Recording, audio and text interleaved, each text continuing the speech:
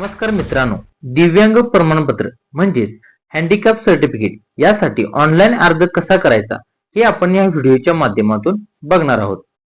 सर्वात प्रथम तुम्हाला गुगल क्रोम ब्राउझरवरती यायचं आहे. क्रोम ब्राउझरवरती आल्यानंतर तुम्हाला स्वावलंबन कार्ड किंवा यूडीआयडी कार्ड असं सर्च करायचं आहे. सर्च केल्यानंतर तुमच्या समोर यूडीआयडीची अधिकृत वेबसाईट ओपन होईल. अधिकृत वेबसाईटची लिंक डिस्क्रिप्शन बॉक्स मध्ये दिलेली आहे, तिथून तुम्ही कॉपी करून घेऊ शकता. वेबसाईट वरती आल्यानंतर तुम्हाला अप्लाय नाव असं बटन दिसेल, यावरती तुम्हाला क्लिक करायचं आहे. नेक्स्ट पेज वरती आल्यानंतर तुम्हाला अप्लाय फॉर यूडीआयडी असं पेज दिसेल. तुम्हाला काही स्टेप दिलेले आहेत, त्या स्टेप तुम्ही योग्यरित्या वाचून घ्या. त्यानंतर तुम्हाला आय ॲग्री या चेकबॉक्स वरती टिक करायचं आहे.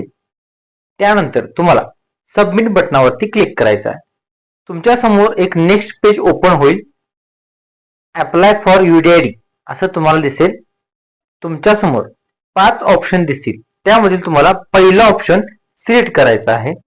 त्यानंतर तुम्हाला सबमिट बटनावरती क्लिक करायचं आहे. तुमच्या समोर नेक्स्ट पेज ओपन होईल, आधार ई-केवायसी.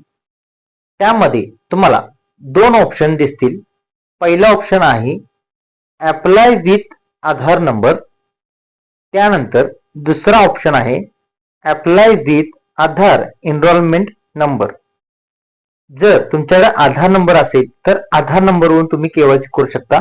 जर तुमच्याकडे आधार नंबर नसेल तर आधार एनरोलमेंट नंबरवरती तुम्ही केवायसी करू शकता.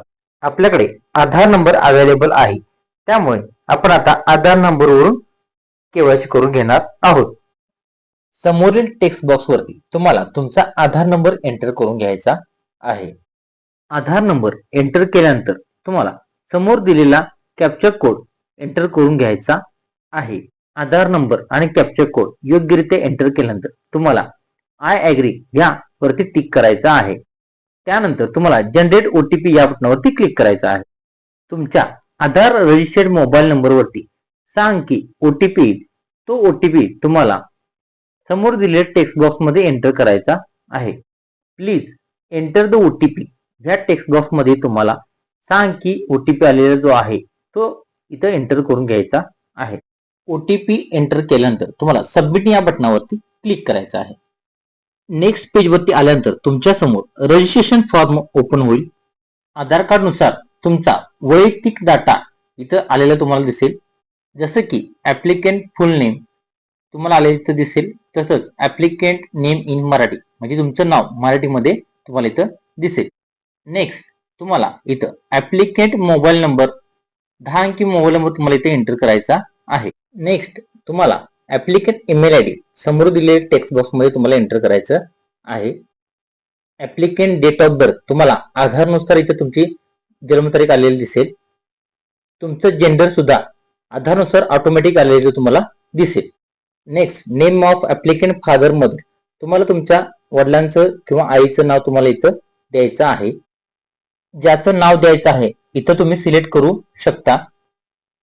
नेक्स्ट मी फादर असं सिलेक्ट केल्यामुळे तुम्हाला ऍप्लिकंट फादर नेम इथे एंटर करायचं आहे. त्यानंतर तुम्हाला तुमच्या वडिलांचा कॉन्टॅक्ट नंबर इथं एंटर करायचा आहे. नेक्स्ट खाली आल्यानंतर तुम्हाला ऍप्लिकंट फोटो इथं अपलोड करायचा आहे.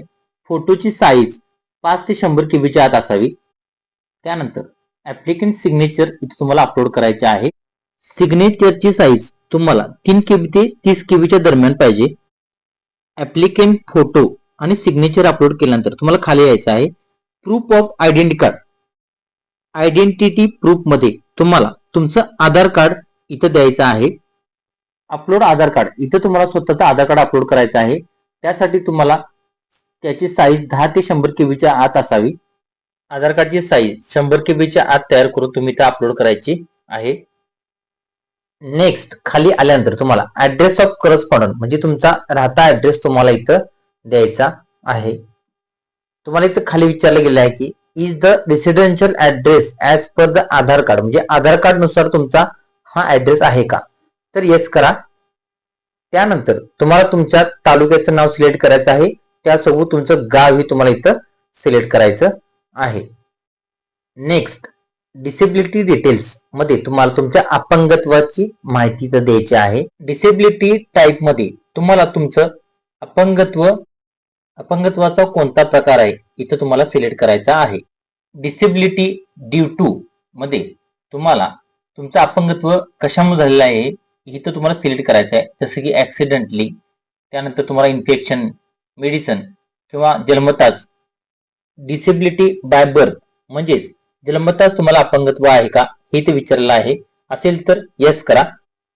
Next, hospital for assignment issue of UDID card किंवा डिसेबिलिटी सर्टिफिकेट. इथे तुम्हाला तुमच्या जिल्ह्याचे आरोग्य केंद्र इथे तुम्हाला सिलेक्ट करायचं आहे की जिथे जेणेकरून तुमची तपासणी झाल्यानंतर तुम्हाला डिसेबिलिटी सर्टिफिकेट दिले जाईल.